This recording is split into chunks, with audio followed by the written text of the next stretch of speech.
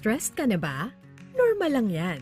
Minsan, may mga pagkakataon lang talaga na no-overwhelm at nababahala tayo. Pero ngayon, may katuwang ka na. Ipinakikilala ang Lusog Isip, ang unang mobile app para matugunan ng mental health concerns na iniaangkop para sa mga Pilipino. May mga tools sa app na matutulungan kang mapangalagaan ang iyong sarili at kaisipan araw-araw. Sa Lusog Isip, may tulong na nakahanda para sa iyo sa ilang taps lang. I-download na ang Lusog Isip app para sa Healthy Pilipinas. Sa Lusog Isip app, maaabot na ang tulong na kailangan mo.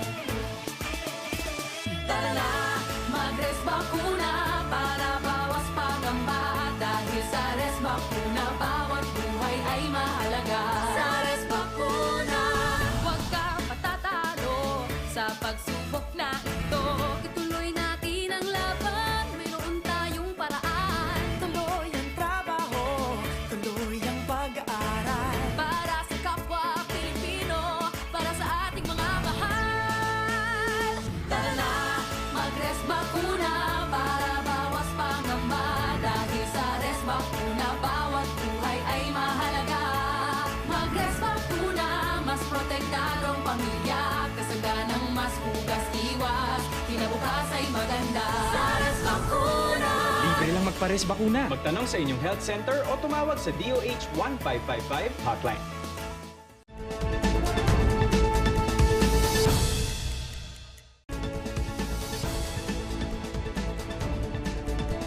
Narito na ang mga nagbabagang balita.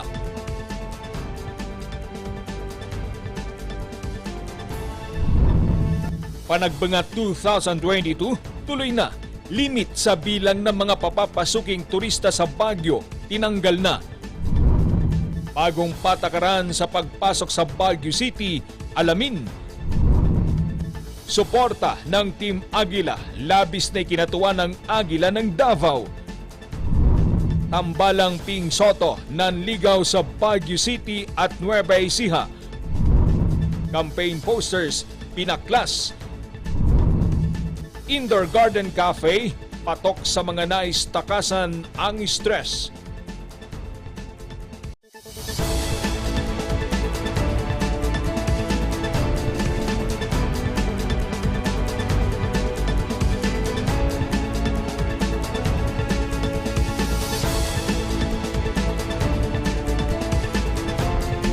Mula sa Highland TV News Center Baguio, ito ang Zone Headlines.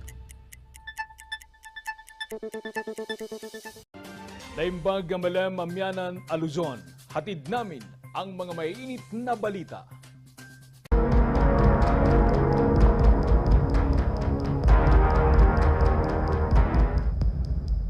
Tuloy na tuloy na ang selebrasyon ng panagbanga ngayong taon. Tinanggal na rin ang limit pagdating sa bilang ng mga papapasuking turista. Magbabalita, Charles Limon. Hindi malilimutan ni Aling Imelda ang laki ng kanyang lugi. Nakapag-stock na siya noon ng kanyang mga ibinibentang mga pasalubong nang biglang kinansela ang Panagbanga 2020 dahil sa pandemya. Bago panagbenga, naghahanda kami ng itinda namin pag panagbenga, kaya dinadagdagan ngayon namin yung stock namin noon sa pasalubong. Wala, na-expire lang yun. Natapon ang marami. Nabuhayan siya ng loob nang kumpirmahing tuloy na ang Panagbanga ngayong taon. Masaya kami pag magbukas para dadami yung turista. Alam mo naman, dito sa Baguio, kaming mga nagtitinda talagang umaasa sa mga turista na customer namin. Isa si Aling Imelda sa mga negosyanteng umaasang makakabawi sa Panagbanga sa pag-akyat ng mga turista.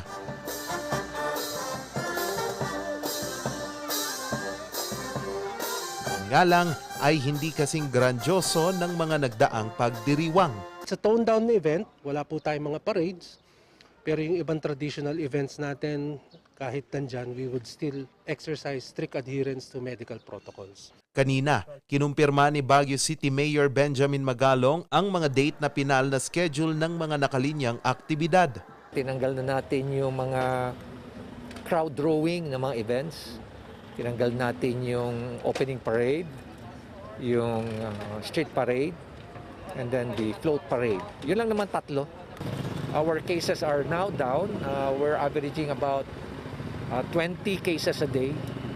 7-day moving average yan. Pero hati ang opinyon ng mga residente sa desisyon ng pamalang lungsod. Ito ngang panahon, sana hopefully na gumanda upang maturi naman. Kasi yun lang naman ang yun naman ang attraction dito sa Baguio. Super excited po, pero sana yung mga tourist na aakyat dito, sana yung sa discipline, yun lang po. And sana sumunod sa protocols ng city namin. Gaganapin ang pagbubukas ng pagdiriwang sa March 6. Buong buwan ng Marso ang Open Landscape Exhibition habang mula March 21 hanggang March 27 ang Session Road in Bloom. Magtatapos ang pagdiriwang sa engranding fireworks display sa March 27. Lahat ng mga aktibidad ay isasagawa sa labas. Tinanggal naman ng pamalang lungsod ang limit ng mga turistang papasok sa lungsod basta't bakunado. Pero kailangan pa ring magpresenta ng negatibong RT-PCR test o antigen ang mga hindi bakunado. Kailangan lang ay mag-register sa visita.baguio.gov.ph para makakuha ng QR code. Strikto itong hahanapin sa mga checkpoint papasok sa lungsod. Charles Nicolimon para sa Luzon Headlines.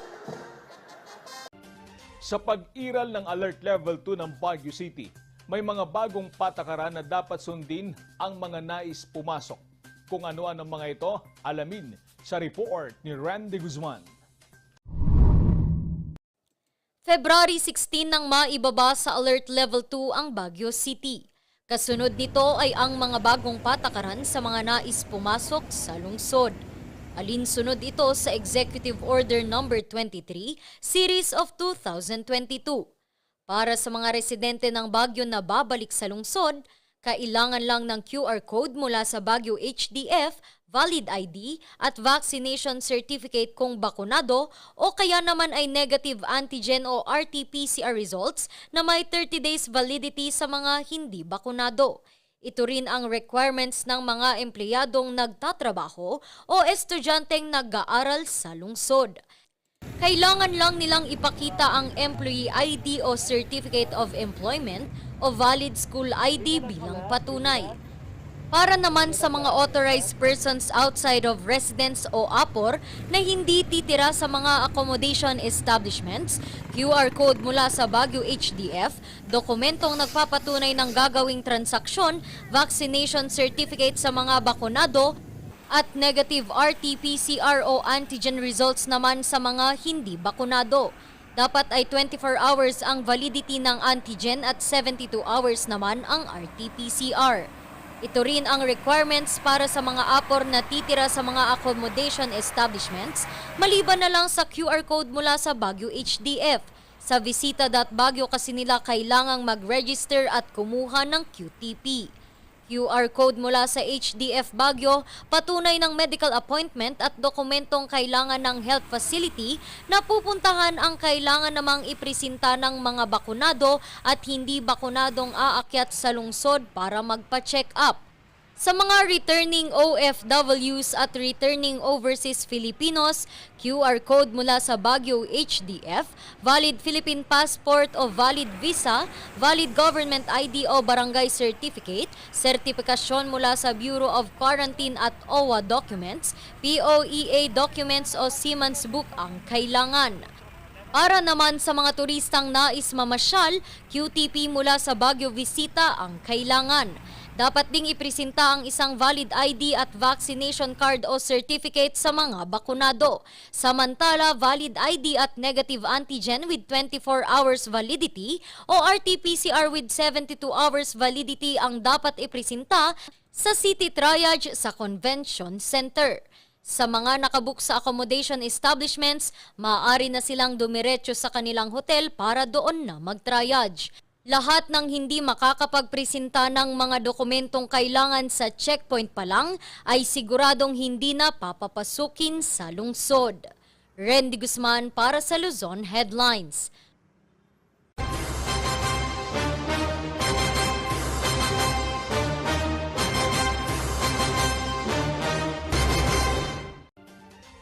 Samantala, nanligaw noong nakarang weekend ang tambalang Lacson Soto sa Baguio City at Nueva Ecija. Magbabalita, Charles Limon. Mula Baguio Cathedral hanggang sa Session Road at Burnham Park, dinumog ng mga supporter ang tambalang Ping Soto. Di naman napigilan ng publiko ang makipag-selfie sa dalawa. Kasamang nag-ikot ng tandem sina dating PNP Chief Guillermo Eleazar at dating Department of Agriculture Secretary Manny Piñol. Nung naglalakad ako, ang lagi tinatanong nila, nasaan si Senate President? Sabi ko, hindi, kasi meron siyang ibang lakad, magkikita kami mamaya. Sabi ko, yun, that's a good indication because yung tandem parang nandoon na sa consciousness ng mga tao. And the people of Baguio, which I know represents the bigger part of Cordillera, is more than enough. I cannot ask for more. Bagamat dadalawang kandidato sa pagkasenador ang kasama sa pagbisita, kampante pa rin silang abala ang mga ito para sa Team Ping Soto. Senatorial candidates, dapat may mga sariling lakad sila. Dahil i-maximize talaga nila, especially kung medyo ang awareness, medyo alanganin. Napaka-importante yun. So, dapat i-maximize nila yung lakad nila. Napakaganda na sumasama ko sa lakad nila. Unang-una, itipid sa akin yun, di ba? Kasi talagang organized na yun, sasama na lang. And the arrangement, pati yung organization, mobilization, ginawa na ng partido. Actually, yun naman ang benefit na nabibigay sa kagaya namin na kasama sa senatorial line-up. Isinabay na din ni Lacson sa pagpunta nito sa Baguio ang pagdalo sa PMA Alumni Homecoming. Na Baguio, nagtungo ang dalawa sa Urdaneta, Pangasinan. Kasunod nito'y tumuloy sa Santa Rosa, Nueva Ecija. Hinarap nila doon ang mga grupo ng mga magsasaka. Charles Nicolimon para sa Luzon Headlines. Bago naman nagtungo sa National Capital Region, dumaan muna ang unit team caravan sa Alaminos City at Lingayen, Pangasinan. Dito, muling kinumpirma ng Team Aguila ang suporta sa tambalang BBM Sara. Labis naman ang pasasalamat ng Aguila ng Davao. Magbabalita, Randy Guzman. Mula sa Ilocos Norte at Ilocos Sur, Pangasinan ang next stop ng unit team. Sabado ng umaga bumisita si Davao City Mayor Vice Presidential Bet Sara Duterte at ilang senatoriables sa Alaminos City. Kasama ang mga kandidato ng Alyansang Gico Lambino o Aguila, formal nilang binuksan ang headquarters ng Marcos Sara Duterte Alliance o MASADA.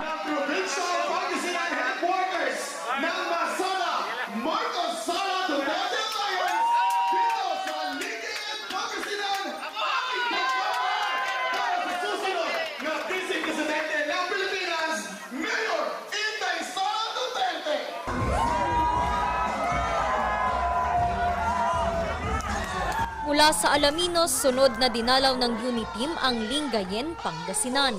Binuksan din dito ang MASADA headquarters.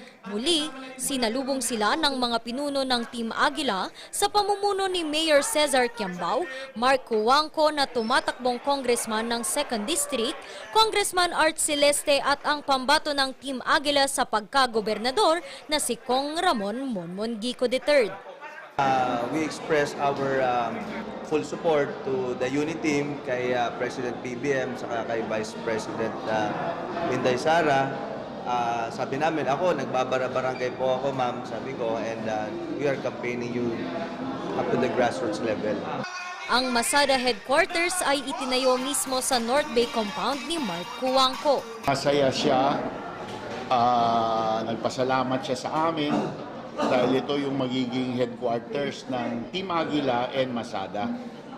So, dito manggagaling ang dissemination ng materials, ng kung kailangan nila ng lugar, dumapo, madapuan sa 2nd District, sa Lingayen. may mga kwarto dito sa lugar namin. May pwesto silang matulog, mag-shower, magbihis. Bagamat wala si Presidential Aspirant Bongbong Marcos, ang pagdalaw ng Uniteam ayon kay Kiambao at Gico ay napakalaga para sa Team Aguila. Well, of course, nakakatuwa at feeling namin parang we are honored with her presence visiting our two headquarters for BBM Sara and headquarters for Aguila. It's more of expression of gratitude, no, sa isa't isa kasi the fact that we have invited Inday Sara here and Uniteam is already an expression of support to our campaign then. Labis namang ipinagpasalamat ni Mayor Sara ang mainit na suporta sa kanila ng Team Aguila.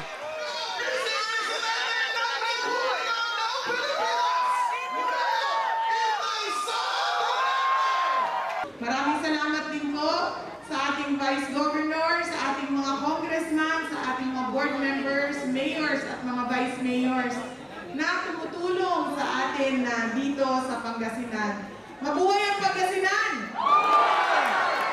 Mabuhay ang Pilipinas!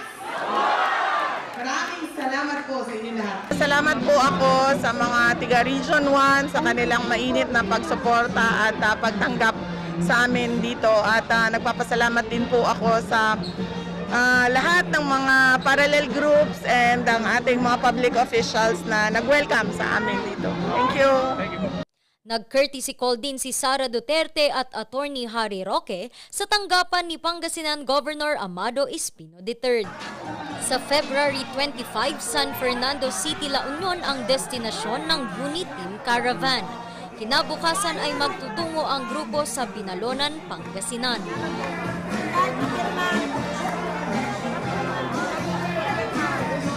Randy Guzman para sa Luzon Headlines. Sa iba pang balita, binaklas ang mga campaign posters sa Baguio City dahil sa paglabag sa pamantayan ng COMELEC. Magbabalik sa report, Charles Limon.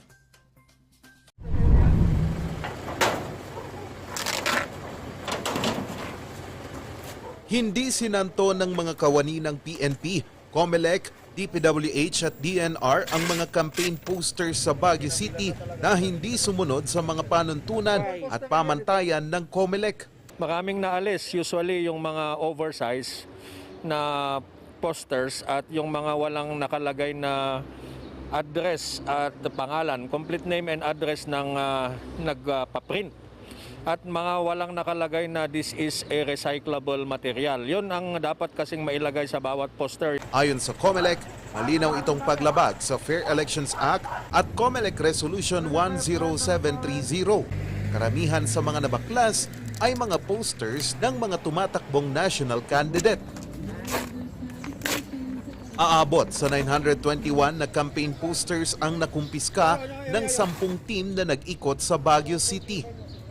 Ganito karaming mga campaign posters ang nakuha ng COMELEC Baguio sa 2 barangay sa pagsisimula ng Operasyon Baklas dito sa Baguio City. Pero ayon sa COMELEC Baguio, inaasahang mas marami pang mga campaign posters ang kanilang mababaklas sa pagsisimula ng local campaign period. Desidido na ipatupad ng COMELEC ang mga batas ukol sa pangangampanya. We could do that once a week. Kasi nung 2019, na-assign tayo dito, every Thursday po ang baklas namin. Maybe we could set every Saturday as Operation Baklas Day for Baguio City. Kapag nasa pribadong lugar naman ang poster, dapat sumunod pa rin ito sa 2x3 feet na nakapaloob sa COMELEC Resolution 10730. Pero pinagdedebatihan ito ng ilang grupo. Sa ngayon, hahawakan muna ng COMELEC ang mga nakumpiskang mga posters. Pwedeng magamit ang mga ito bilang ebidensya laban sa mga kandidato kung magsasampa ang COMELEC. Pwedeng hingin ng mga residente ang mga campaign posters para sa recycling kapag walang naisampang kaso. Charles Nicolimon para sa Luzon Headlines. mga ipinagbabawal sa pangangampanya ngayong may pandemya at mga karampatang multa. Idedetalye, yan at iba pang balita. Abangan!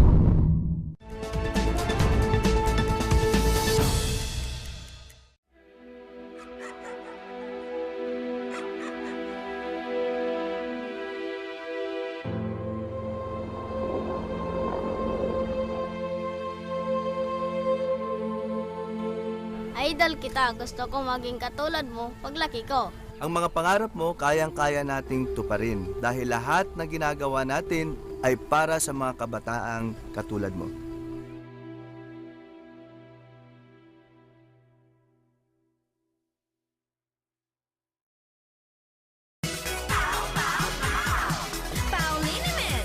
Masakit ba ang likod, ang kasu-kasuan? Namimitig o masakit ang iyong kalamnan? May rayuma, arthritis o nahihilo? May stiff neck, flatulence o masakit ang ulo? Sa Pauliniment, ginhaway, garantisado. Pauliniment, isang pahid ka lang. Dahil walang out sa Pau! Hello, good morning, TJ Home Builders po. TJ Home Builders po? Yes po, sir. Sir, paano po umorder online ng mga hardware supplies? Yes po, sir. Madali lang naman pong mag-order through our Facebook page po. Punta lang po kayo sa facebook.com/TJHomebuilders at i-message nyo na lang po kami doon at meron lang pong sasagot sa inyo. So meron po tayong indoor, outdoor, tsaka meron din po tayong for kitchen, for bathroom, at mga lightings po. Sir, ang TJ Home Builders po ay isang tindahan na nag-o-offer po ng mga finishing material. Easy to install at mas makakatipid po sila ng oras at sa pera po nila. Mas concentrated po kami sa mga modern materials. TJ Home Builders, we turn houses into homes!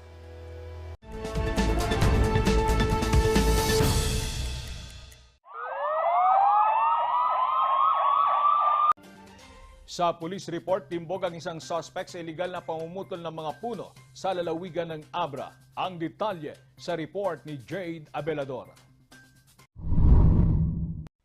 Sa pinagsanib na puwersa ng Abra Provincial Police Office at CIDG Abra Provincial Field Unit, arestado sa isang anti-illegal logging operation ang isang suspect sa illegal na pamumutol ng puno. Kinilala itong si Arnel Aloy Banataw, 51 taong gulang, residente ng Barangay San Juan Norte, Manabo, Abra. Habang sila po ay nagpapatupad ng tinatawag naming off-done kalikasan, nakakuha po sila ng information from concerned citizen na may nangyaring illegal logging sa may sitio, Tiktigaak, Barangay San Ramon sa Manabo, Abra, kung saan yung ating mga operatiba sa pamumuno pa rin po ni Police Major John Delmas ay pumunta po doon sa lugar. At yun po, naaktuhan po yung suspect na si Arnel Aloy Banataw. Nahuli sa akto si Arnel Banataw sa sitio Tigtigaak, Manabo, Abra, habang pinuputol ang puno ng Gimelina at pine tree na may suma total na 349 board feet. Nagkakahalaga ang mga ito ng 14,968 pesos. Nakumpiska rin mula sa sospek ang isang ski chainsaw. Ang sospek ay dinala sa Manabo Municipal Police Station pero pansamantalang pinalaya base sa rekomendasyon ng piskalya. Pansamantalang nakalaya po, ma'am, dahil nga po nung dinala yung suspect doon sa piskalya for inquest proceeding, naglabas po yung piskalya ng order na sinasabi doon na i-release yung tao.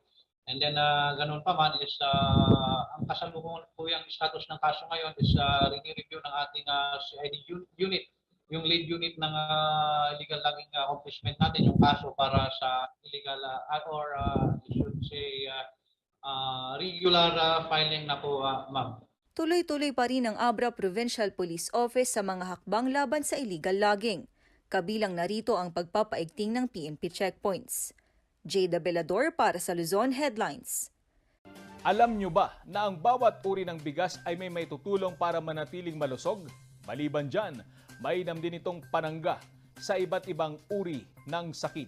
Ang buong detalye sa report ni Randy Guzman. Sa gitna ng pandemya, masigla ang bentahan ng bigas. Japonica at Jasmine ang patok. 50 kada kilo ang bentahan. Kasi ang mabenta yung mga imported nating bigas po, ma'am. Pero sa mga local namin, yung mga, ito naman, mabenta sa amin po. Tsaka yung dinurado, sinandomi. Mahina ang benta sa red, brown at black na bigas na umaabot sa halos 60 to 75 pesos per kilo. Ayon kay Dr. Justina Calibuso, iba-iba ang sustansyang dala ng bawat klase ng bigas. Ang white rice na siyang pinakamadalas kainin dahil sa mura ay magandang pagmulan ng carbohydrates na pangpalakas. Dahil sa ito ay na-process na, hindi ito masyadong mayaman sa vitamins and minerals. Malaking tulong naman ang brown rice sa mga may diabetes. Ang brown rice ay mayaman sa magnesium, fiber and proteins kumpara sa white rice. Ito ay nakakatulong sa pagkontrol ng timbang at pag-regulate ng ating blood sugar and insulin. Sa mga may sakit sa puso at cancer, black rice daw ang dapat. Ito kasi ang may pinakamataas na antioxidant at anti-inflammatory properties. Mayaman din ito sa fiber, protein at antioxidant na panlaban din sa diabetes. Payo ni Doc, alamin ang mga bagay na ito para makapili ng bigas na makatutulong sa kalusugan. Randy Guzman para sa Luzon Headlines.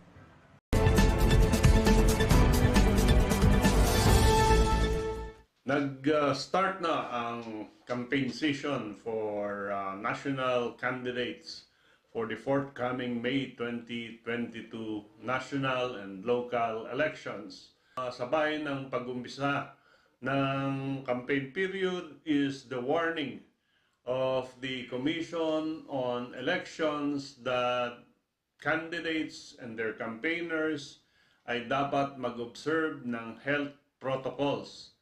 Otherwise, they will be facing fines and imprisonment for violation not only of the Omnibus Election Law but also the health protocol laws. Ito ay ipinahayag ng COMELEC Resolution 10732 at ito yung tinatawag ng Violation of Physical Campaign Guidelines ng Commission on Election, which should be strictly followed by all candidates and campaigners. Ang sabi dito sa guidelines, yung minimum public standards ay dapat masunod in all sorties of the candidates. Ibig sabihin, pag nangampanya ang mga kandidato at campaigners, they should be wearing the minimum of face mask or additional protection ng face shield.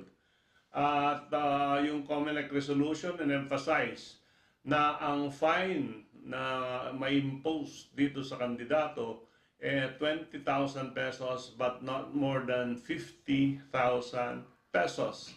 And ang penalty naman ay 1 month to 6 months in prison. Ang problema dito sa Omnibus Election Law, an election offense is not probationable. Kung kahit masentensya ka lang ng 1 month because of the violation of the health protocols, you have to serve the penalty in jail. No? Meron din tayong batas dito, yung COMELEC Resolution 10372, na nagsasabi na merong mga prohibited acts during the campaign period. Unang-una yung pag-handshake, pagyakap, kisses, going arm in arm, actions that require physical contact among candidates and their campaigner and the public are prohibited. Yung mga taking selfies, photographs, and other similar activities that require close proximity between the candidate and their companions and the public. No? Distribution of food and drinks, goods or items. So, bawal mamigay ng giveaway na items during this campaign season. Distribution of food and drinks entering any private dwelling during house-to-house campaign, even with the express permission of the owner. So kahit na pinayagan ka ng may-ari ng bahay na pumasok sa kanyang tahanan, you are not supposed to do this and enter the premises or the house of the person who invited you. Crowding or allowing crowds that violate minimum public health standards. Ito yung physical distancing, social distancing during rallies, at alam natin na ito sa ngayon ay nilalabag na at nilalabag pa rin ng ating mga kandidato and their campaigners. However, umaangal ang mga kandidato dito sa strict guidelines ng COMELEC. And one presidential candidate na may nagreklamong supporter na tinanggal yung kanyang banner sa loob ng premises ng bahay ng tao ay nag-iisip daw na pumunta sa korte upang ipa-annul or modify itong strict COMELEC guidelines na ito, especially because we are now going through normal times.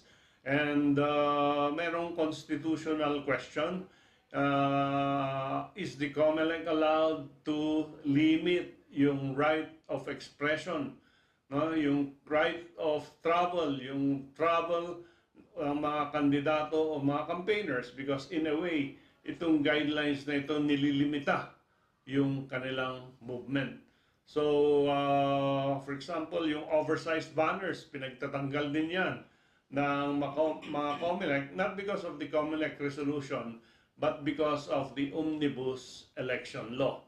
So, in the meantime, 80 days before election, on May 9, kailangan talaga itong mga kandidato, unless ma-nullify itong resolution na ito, will observe strict health protocols.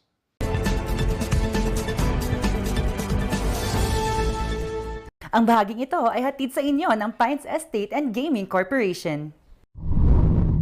Susunod, Indoor Garden Cafe na patok sa mga gustong takasan ang stress, pasyalan.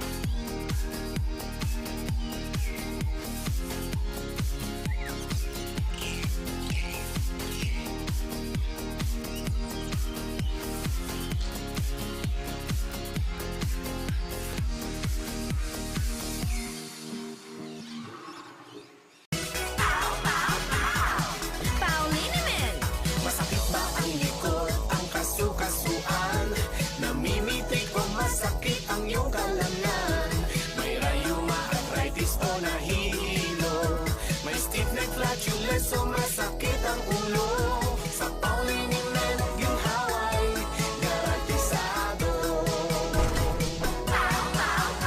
Pauliniment, isang pahid ka lang. Dahil walang out sa PAW! Mazar Music offers a complete line of musical instruments.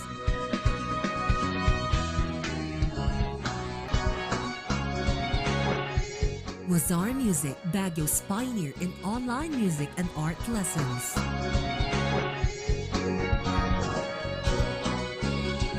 Mazar Music, bringing music closer to your hearts.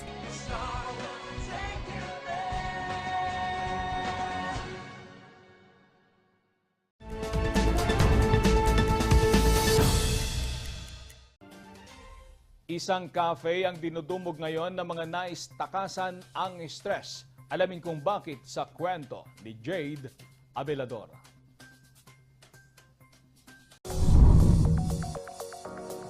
mala cherry blossom at nakabitin na iba't ibang kulay ng rosas. Ilan lang ito sa dekorasyong bulaklak na makikita sa cafe na ito sa Lower Bonifacio Road. Maganda din po kasi yung ambience, then malakas po yung net po. And free charge po. Patok dito ang flower pot tea na may iba't ibang klase ng flower tea. Pwede na rin itong paghatian ng 4 hanggang 6 na tao. Maliban sa maganda at relaxing na view, may mas malalim pa palang dahilan kung bakit punong-puno ng bulaklak ang cafe na ito. Mga bulaklak kasi ang tumulong sa may-ari nitong si Mary Grace na muling makabangon matapos pumanaw ang kanyang ama at asawa. I thought, sabi ko, kung noong namatay ang dad ko, the flowers worked for my mom, at yun yung naging bread and butter namin. Siguro, sabi ko, ngayon naman na yung husband ko namatay, maybe the flowers would work its magic ulit. Kung naging therapeutic kay Mary Grace at kanyang pamilya ang pagkakaroon ng maraming bulaklak sa gitna ng mga hamon, gusto niyang maiparamdam rin ito sa mga kumakain sa naipatayong cafe. Just like how our family is being healed by the flowers, when they come here, we hope that they can be refreshed and be rejuvenated, and have a good time together with the flowers. Jada Belador para sa Luzon Headlines. At yan ang mga balitang nakalap ngayong araw. Maraming salamat at muli, magandang gabi po sa ating lahat.